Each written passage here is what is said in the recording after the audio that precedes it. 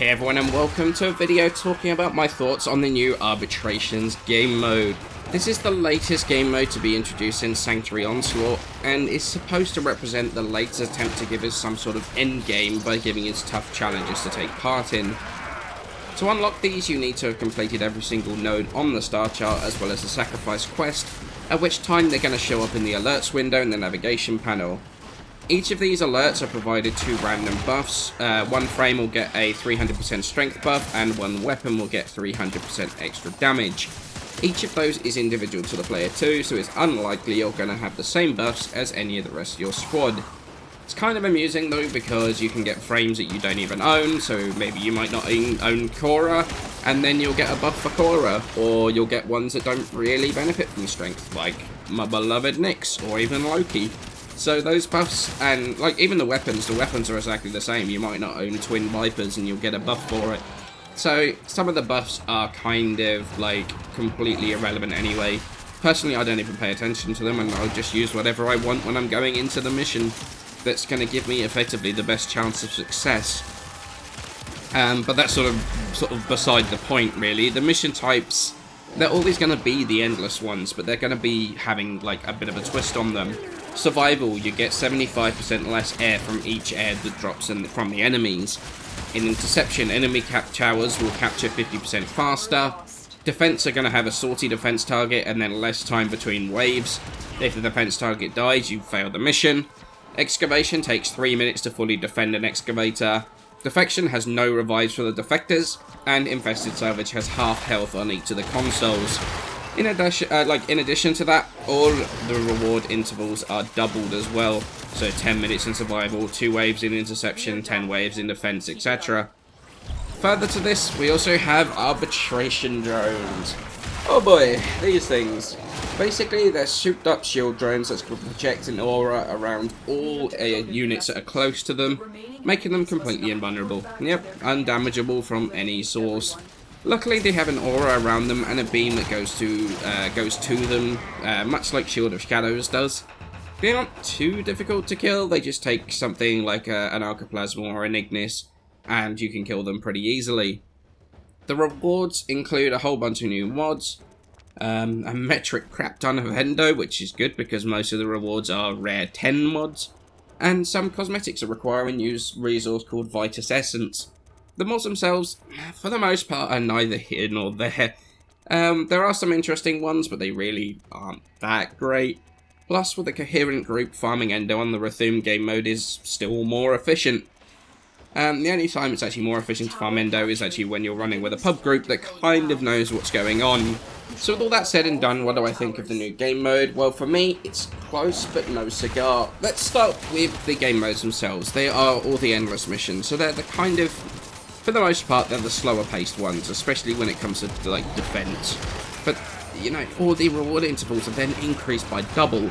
10 waves of defense for a single reward, which is like 25-30 minutes sometimes.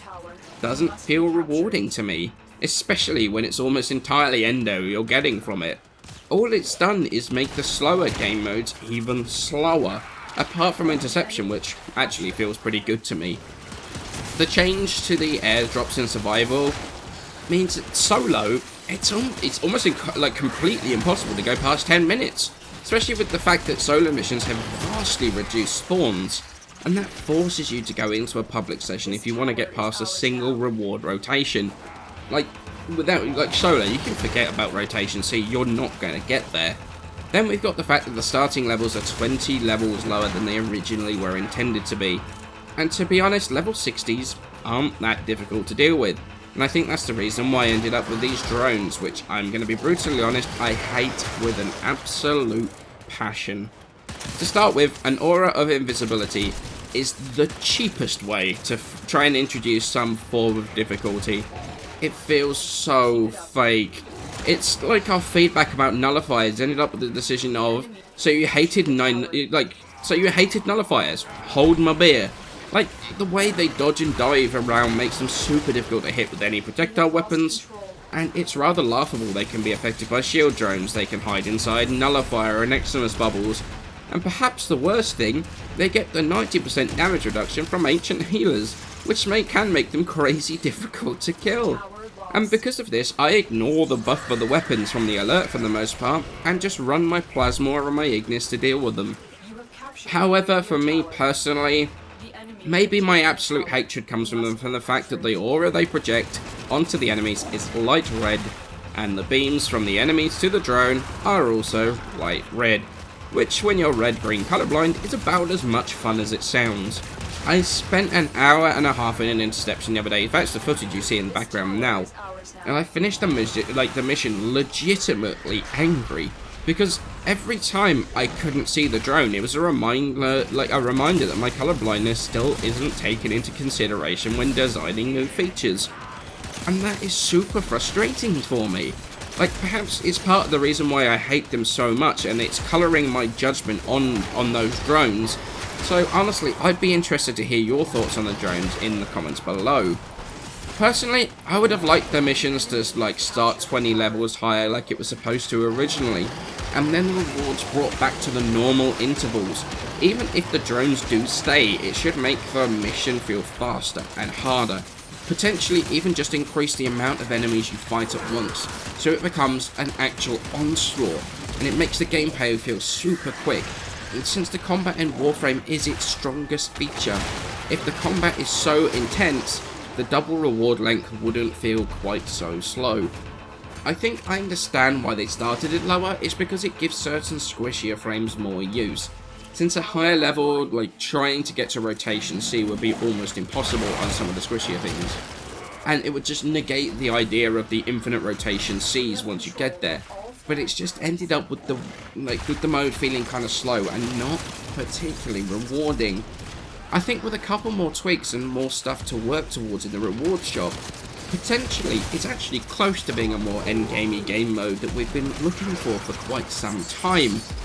I just don't think it's quite there yet, and like I say, maybe my frustrations with the drones is souring my view on the entire mode, but this is kind of how I feel about it right now.